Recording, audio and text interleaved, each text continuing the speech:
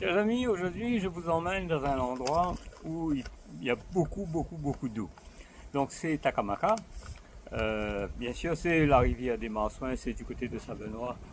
Et pourquoi Takamaka? Parce que justement il y a tellement d'eau que c'est là qu'on a mis en place des barrages hydroélectriques qui fournissent en grande partie la population réunionnaise. On a fait le premier barrage en 1968 et ce barrage, à l'époque, quand moi j'étais encore petit, on disait que ce barrage faisait 90% de l'électricité, fournissait 90% de l'électricité de la Réunion.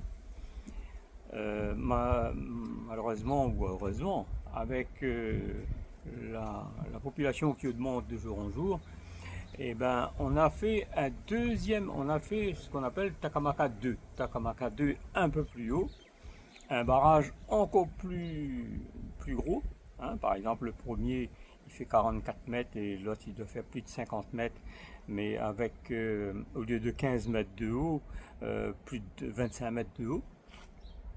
Et donc, aujourd'hui, on a ces deux barrages-là. Et aussi, on a d'autres productions d'électricité hydraulique comme celui de Vincent d'Eau à Saint-Joseph et celui de Sainte-Rose qui est alimenté par des trois énormes réservoirs en flanc du volcan. Et aussi, on a des productions d'électricité à partir des résidus de canne quand c'est la saison. Donc on a deux usines qui fabriquent de l'électricité avec des résidus de canne, et quand c'est pas la saison de la canne, c'est remplacé par un substitut qui est bio normalement.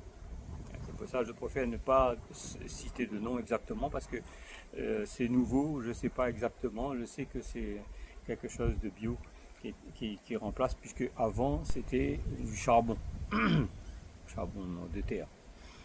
Voilà, et ben vous allez voir, l'endroit est magnifique, mais il y a beaucoup d'eau. Vous allez voir, il y a des cascades, des merveilleuses cascades. Et donc moi je pars de Saint-Benoît, je vais monter jusqu'à Takamaka avec mon véhicule. Et à partir du site de Takamaka, là je vais prendre le sentier et descendre jusqu'à la rivière. Il y a à peu près 500-600 mètres de dénivelé, hein, quand même. Pour descendre ça va y aller, pour remonter ben, il faudra crapahuter. Et donc normalement ça c'est faisable, voilà. Et ben je vous laisse apprécier tout ça et n'oubliez pas un petit like, un pouce en l'air et puis abonnez-vous à ma chaîne. Merci, et n'oubliez pas bien sûr, si vous avez la possibilité de partager cette vidéo, n'hésitez pas. Merci. Et il y a un petit captage, un captage naturel de l'eau qui sort de la roche. Et donc il y a des gens qui viennent régulièrement pour remplir des bidons d'eau. Parce que c'est une très bonne eau, une source pure. Voilà le téléphérique qui descend sur le barrage en bas. Parce que le barrage est très bas dans le fond de la rivière carrément, pour qu'il y ait beaucoup plus de pression pour les turbines.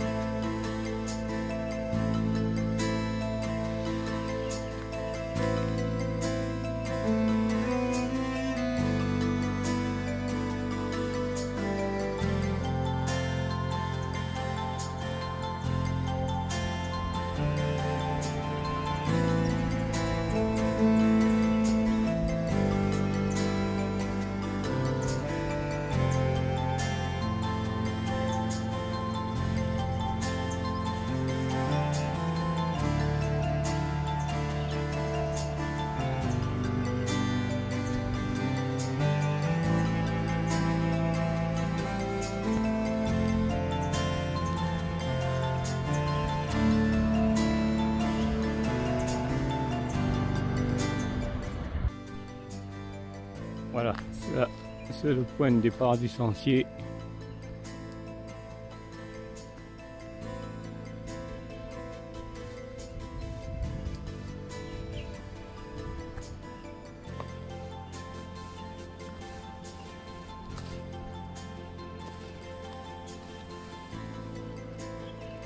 Beaucoup de panneaux pour avertir les gens des dangers.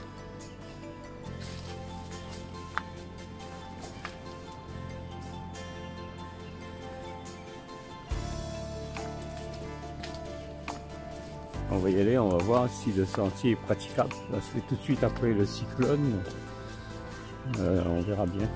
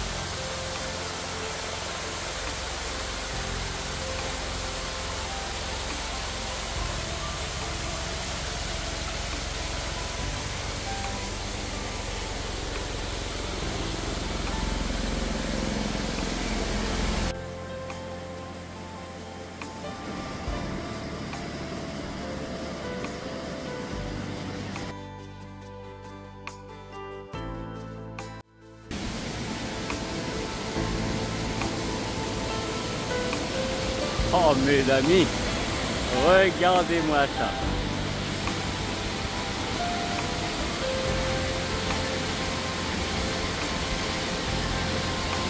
Extraordinaire.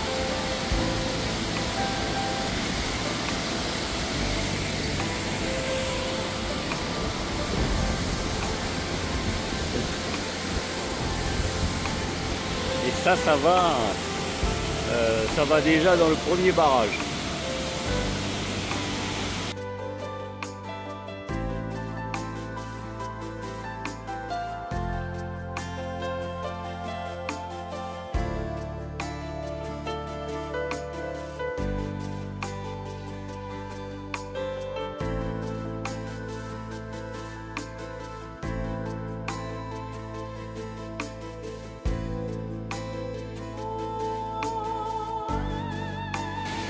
Voilà, les petits fruits rouges, les goyaviers sont de sortie.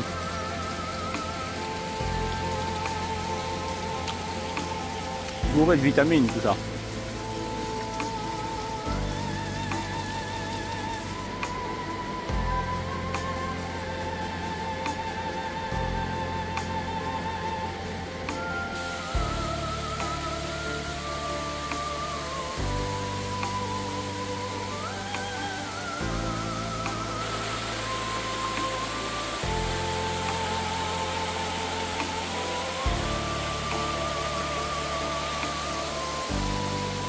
Encore une petite passerelle.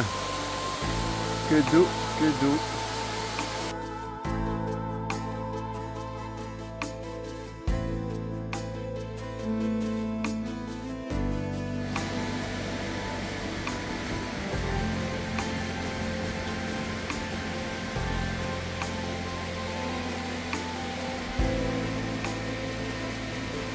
Le barrage, il n'est pas tout à fait plein. Hein.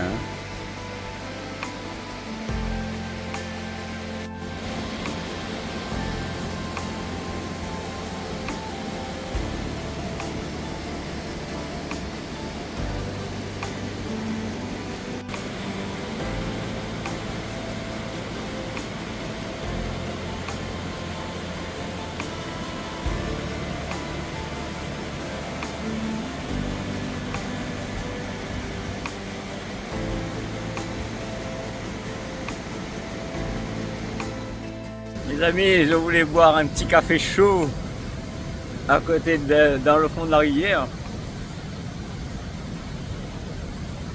Au plaisir de faire ça avec vous, hein.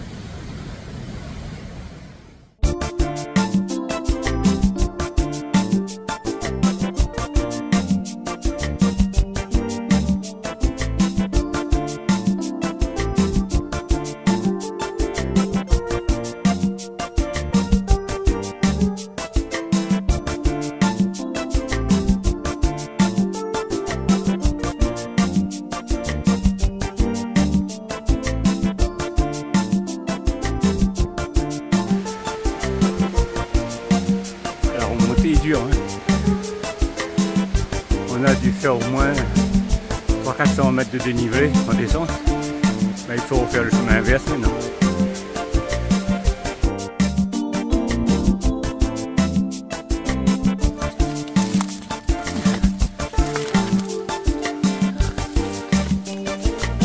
Le sentier commence vraiment à être très encombré. Il faut baisser la tête à chaque fois, ramper.